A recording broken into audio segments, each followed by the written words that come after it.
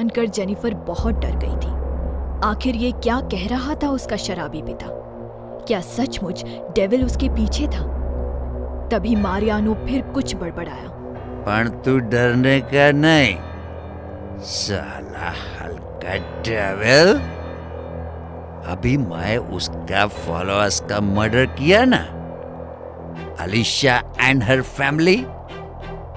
बस अब जेनिफर को तो यही पता था कि उसकी माँ अलीशा की मौत सिलेंडर फटने से हुई थी। व्हाट? क्या बकता तू? इन सब घटनाओं के बाद जेनिफर को संभलने में समय लग गया था। आज वो पूरे 10 दिनों बाद कॉलेज आई थी। अरे जेनिफर, कहाँ थी तुम? तुम दोनों ही कॉलेज नहीं आ रहे थे तो? मेरे को हरमन का बात नहीं करने का। मैं विनय की बात कर रहा हूँ।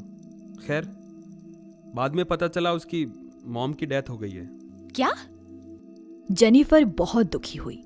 अपनी परेशानियों में उलझी वो विनय को भूल ही गई थी।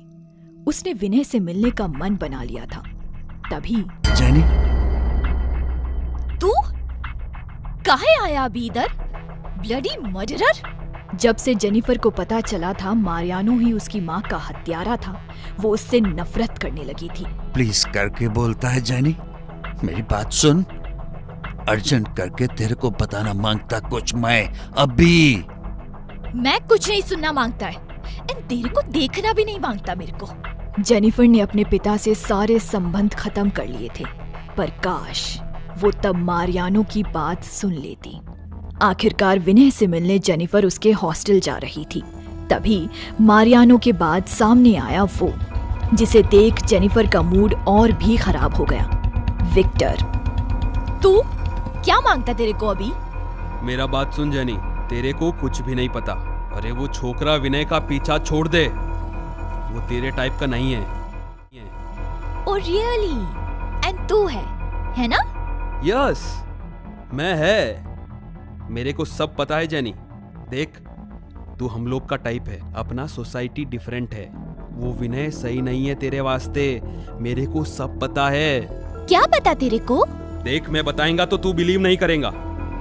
देखना मांगता है, अक्टूबर 31 हैलोवीन का पार्टी उधर फॉरेस्ट में, उधर ही जाने का। एंड तू देखना, खुद ही देखना। अभी मैं जाता हूं। विक्टर की कही इस बात से जेनिफर एक बड़ी उलझन में पड़ चुकी थी, लेकिन फिलहाल उसके लिए सबसे जरूरी था विनय से मिलना। उसने विनय को काफी ढूंढा, वो अपने हॉस्टल में भी नहीं था।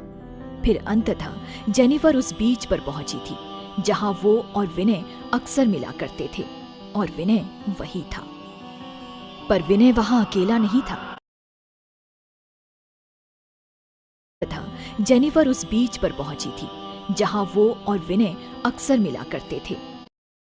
विनय को काफी ढूंढा, वो अपने हॉस्टल में भी नहीं था। फिर अंततः जेनिफर उस बीच पर पहुंची थी जहां वो और विनय अक्सर मिला करते थे, और विनय वही था। पर विनय वहां अकेला नहीं था। विनय के ठीक पीछे खड़ा था वो साया, वही जो उसका पीछा किया करती थी, वो अजनबी परछाई। जेनिफर बुरी तरह डर गई। वो विनय को चेतावनी देना चाहती थी, पर उसकी आवाज नहीं निकली। उसी वक्त उसके पीछे से अजीब सी आवाज आई। वो पलटी, पर दिखा कुछ नहीं। वैसे भी अब अंधेरा घिर रहा था। तभी जेनिफर, वो चिहुक कर पलटी। जेनिफर ने उसके कंधे के पीछे से देखा, परछाई गायब हो चुकी थी। ओह विनय, सॉरी, मेरे को पता नहीं था तेरा मदर का डेथ हुआ। सॉरी। कोई बात नहीं। जेनिफर वहीं बैठ गई और दोनों शांति से डूबता सूरज देखते रहे। दोनों के दुख एक से थे। आज जेनिफर को सच में महसूस हो रहा था कि विनय उसका सबसे करीबी दोस्त था। मेरे को हैलोवीन पार्टी में जाने का, तू चलता क्या? क्या? कैसी पार्टी? जेनिफर ने उसे रात के वक्त शहर के बाहरी हिस्से में जंगलों में होने वाली उस पार्टी के बारे में बता दिया। बिल्कुल नहीं। मैंने सुना है उस पार्टी के बारे में, कई मौतें भी हुई हैं वहां जाना रिस्की है। तुम नहीं जाओगी जेनिफर। उधर विक्टर छिपकर इन दोनों को देख रहा था। इस छोकरे का कुछ करना पड़ेगा, नहीं तो जेनिफर कभी मेरे को एक्सेप्ट नहीं करेगा। ऑल टाइम बस विनय मांगता है उसको। कुछ दिन बाद हेलोवीन का दिन। आज हेलोइन पार्टी, याद है ना तेरे को? आएगा ना उधर 10:50 PM पे? डरेगा तो नहीं? हैं? चुपचाप ड्रिंक गटक और निकल इधर से। जाता है मैं। एंड उधर पे तू आएगा ना, अकेला आना। उस चिकन चिली विनय को मत लाना, वो हमारे टाइप का नक्को है। हलकट बोलता था वॉच नहीं करता मेरे को। उसी दिन शाम को नाइट शो की टिकट्स है मेरे पास, चल रही हो? सॉरी करके बोलता है, बट आज तो सब नताशा के प्लेस पर जाता। अब बोले तो ग्रुप स्टडी। विनय चाहता था कि जेनिफर उस फसादी हेलोवीन पार्टी में ना जाए, इसीलिए वो उसे रात के शो में फिल्म देखने ले जाना चाहता था। पर जेनिफर ने भी उसे ग्रुप स्टडी जाने का झूठ पकड़ा दिया था। असल में वो उस पार्टी में जा रही थी क्योंकि वो सच जानना चाहती थी कि आखिर इतने समय से उसके साथ चल क्या रहा था। वो खुद आखिर कौन थी? अभी वो सोच ही रही थी कि कहां जाऊं और उसे वो दिख गया, वही काला साया उसके सामने मौजूद था। वो अंदर ही अंदर थोड़ा घबरा रही थी और फिर अचानक जेनिफर उस साये के पीछे पीछे चलने लगी। वो आकृति उसे ही दिखाई दे रही थी। ऐसा लग रहा था जैसे वो किसी सम्मोहन में बंधी चली जा रही हो। उधर विनय जेनिफर की दोस्त नताशा के घर पहुंचा, जहां की ग्रुप स्टडी का बहाना बनाकर जेनिफर उस हेलोवीन पार्टी के लिए निकल गई थी। घर बंद पड़ा था। तभी तो मेरा फोन भी नहीं उठा रही थी। तो उधर जेनिफर को बीच जंगल में पहुंचाकर वो साया गायब हो गया था। जेनिफर भी जैसे अब सम्मोहन से बाहर आ गई थी। ओ शिट, किधर गया वो?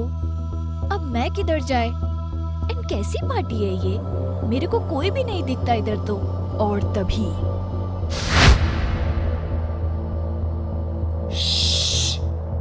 पागल है क्या? ऐसे रोड पर चलता है? कोई देखेगा तो? चल अभी। और ये देखकर जेनिफर की हालत खराब हो गई थी। सड़क पर भले ही कोई नहीं था, पर इधर जंगल में छिपते हुए बहुत से लोग उस पार्टी वाली जगह पर जा रहे थे। कुछ देर बाद ही विनय भी वहां पहुंच चुका था। वो अब तक समझ चुका था कि जेनिफर पक्का उस विवादित पार्टी में गई है। इधर लगभग आधे घंटे चलने के बाद वो सब एक मैदान में पहुंच गए। धीरे धीरे सब एक घेरे में व्यवस्थित होने लगे। जेनिफर घबरा रही थी। ये हेलोवीन तो पक्का नहीं था। तभी जेनिफर ने देखा कि उसकी कॉलेज की दोस्त नताशा अपने माता पिता के साथ वहां मौजूद थी। उसके कॉलेज के एक प्रोफेसर भी वहां थे और विक्टर भी। उसे अपनी जान पहचान के 1-2 और लोग दिखे।